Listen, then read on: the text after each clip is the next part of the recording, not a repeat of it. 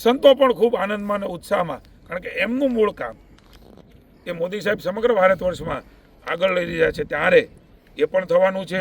અભિવાદન ઝીલવા માટે હજારોની સંખ્યામાં એ લોકો જોડાવાના છે.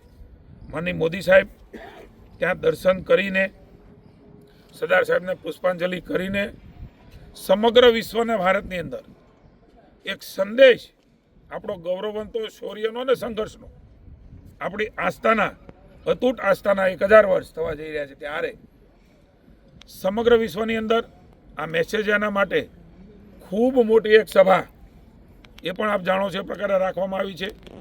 સૌરાષ્ટ્રના ખૂબ બધા જિલ્લાઓમાંથી એ સભામાં લોકો આવવાના છે. ભારતીય જનતા પાર્ટીનું યુનિટ પણ સરકાર સાથે જોડાઈને આ આસ્થાને શ્રદ્ધાનું પર્વ 72 કલાકના અખંડ ઓમકારના જાપ સોમનાથ સાહેબના પર્વની અંદર જોડાવાના છે. મારે આપ સૌને વિનંતી છે, આ શક્તિનું પ્રતીક છે. મહાદેવ અહીંયા બિરાજે છે ત્યારે